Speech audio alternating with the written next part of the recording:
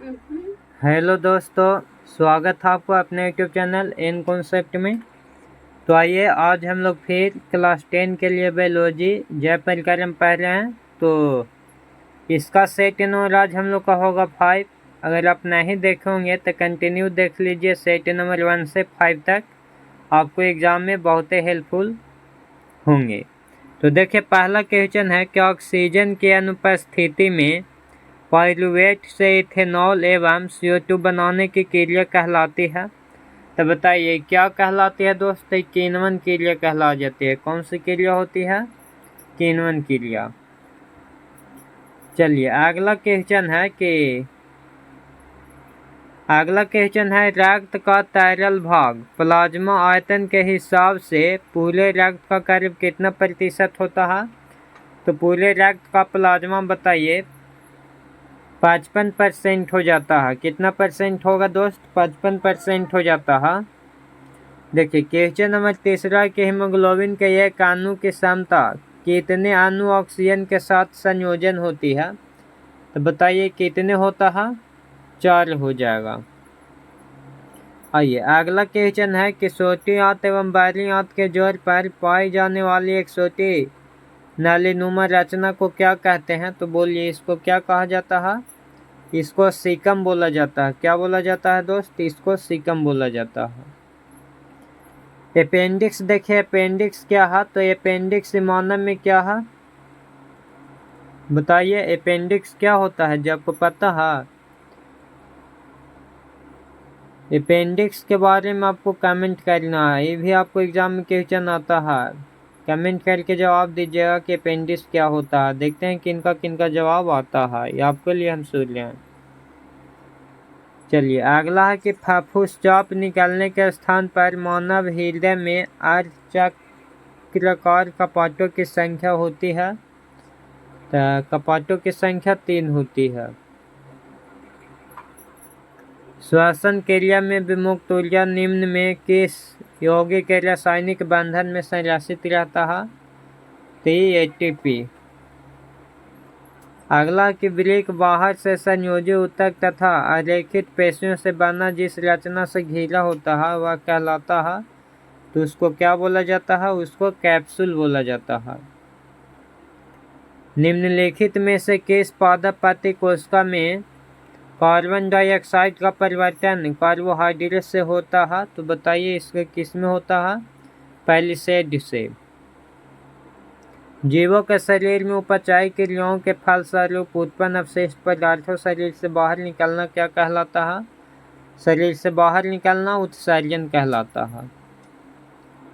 वह विधि जिसमें पोषक तत्वों का ग्रहण कर उनका उपयोग अपने वृद्धि एवं जनन के लिए करते हैं उन्हें क्या कहते हैं? तो बोलिए उनको क्या बोला जाता है? पोषण। टीडा तथा तिलचट्टा में श्वसन निम्नलिखित में किसके द्वारा होता है? तो बताइए किसके द्वारा होता है? ट्रैकिया द्वारा। मानव उत्सर्जन तंत्र का कौन सा भाग शरीर से सीधे बाहर खुलता है? तो बताइए शरीर से सीधे बाहर कौन सा भाग खुलता है? मूत्र मार्ग। कोशिकीय श्वसन का अवायवीय चरण पूरा होता है, बताइए कहाँ में पूरा होगा? तो साइटोप्लाज्म में। निम्नांकित में कौन सी सीधे वायु कोश या एलियाई में खुलती है? बताइए क्या है? वायु कोशिका वाहिनियाँ। इनमें कौन सा आमाशय ग्रंथि या जठर ग्रंथि का भाग नहीं है? चलिए बताना है आपको जी। तो ये क्या हो जाएगा? मूल पित्त वाहिनी। ऑक्सीजन का वाहक कहलाता है, तो ऑक्सीजन के वाहक क्या होता है? ऑक्सीजन के वाहक हो जाएगा हीमोग्लोबिन। मनुष्य में बाह्य नासिक छिद्र भीतर की ओर सीधे कहाँ खुलते हैं बताना है? तो ये खुलता है नासिक वेश्मों में। श्वसन वर्णक पाई जाती है, श्वसन वर्णक किसमें पाया जाएगा? तो लाल रक्त कणिकाओं में। निम्नलिखित में कौन श्वसन क्रिया के उपरांत बनते हैं? तो श्वसन क्रिया के उपरांत क्या बनेंगे? CO2 H2O एवं ऊर्जा। रक्त प्लाज्मा में निम्नलिखित में किसकी मात्रा सबसे अधिक होती है? तो रक्त प्लाज्मा में जल की मात्रा सबसे अधिक होती है। दाएं अलिंद निलय पर पाए जाने वाले कपाटों को क्या कहा जाता है? तो त्रिपल्दिक कपाट बोलते हैं। महाधमनी चौप इनमें से कहाँ से निकलता है? तो महाधमनी चौप कहाँ से निकलता है? बायां निलय से। फफूस से शिराओं में प्रवाहित रक्त होता है, बताइए इसमें क्या होता है? शुद्ध होता है। सोती आंत में भोजन का पाचन पूर्ण होने के बाद वह क्या कहलाता है? बताइए क्या कहलाएगा? चाइल। चालनी नलिकाएं कहाँ पाई जाती है? तो चालनी नलिकाएं फ्लोएम में पाई जाती है। प्रत्येक मानव वृक्क में नेफ्रॉनों की संख्या होती है लगभग 10 लाख यानी 1 मिलियन।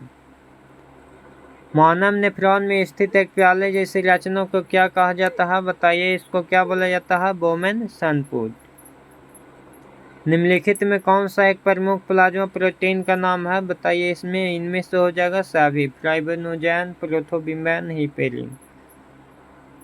फुफ्फुस से शिराएं हृदय के किस वेश में खुलती है? तो बताइए जी किस वेश में खुलती है? बायां अलिंद में। सीरम कहलाता है, सीरम किसको बोला जाता है? तो बी हो जाएंगे ऑप्शन। पौधों में गैसों CO2 एवं O2 का निष्कासन कहाँ से होता है? तो ए और बी दोनों हो जाएगा रंध्रों से, वातरंध्रों से। अमीबा का मुख्य भोजन है शैवाल के टुकड़े, डाइटम, बैक्टीरिया, इनमें से सभी हो जाएंगे आंसर। एक समान व्यक्ति के हृदय की धड़कन होती है तो 70 से 80, इसे 72 होता है तो 70 से 80 हो जाएंगे। मानव में लाल रक्त कणिकाओं का निर्माण होता है तो लाल रक्त कणिकाओं का निर्माण हो जाता है अस्थि मज्जा में। कहाँ होगा? अस्थि मज्जा में। सफेद रक्त कणिकाओं में कौन सा घटक एंटीबायोटिक करता है? तो ये हो जाएगा लिम्फोसाइट्स। मूत्रवाहिनी वृक्क के किस भाग से बाहर निकलता है? तो बताइए ये हाइलम से बाहर निकलेगा। कहाँ से निकलेगा? हाइलम से। समानता ग्लोमेरुल फ्रेडम निम्न से नहीं उपस्थित है तो बताइए क्या हो जाएगा? एल्बुमिन हो जाएगा। डायलाजार में प्रयुक्त सेलोफेन नामक रचना होती है तो बताइए क्या हो जाएगा? आंशिक परमेगय हो जाएगा। आग्र महाशिरा तथा पंच महाशिरा कहाँ खुलती है? बताइए कहाँ खुलेगा जी? दाया अलिंद में। पौधों में सूर्य प्रकाश को अवशोषित करने की क्षमता बताइए किसमें होगी? तो क्लोरोफिल वर्णक में होगी। चलिए दोस्त, अगर वीडियो बढ़िया लगा होगा तो लाइक, शेयर और सब्सक्राइब जरूर कीजिएगा। जय हिंद दोस्त।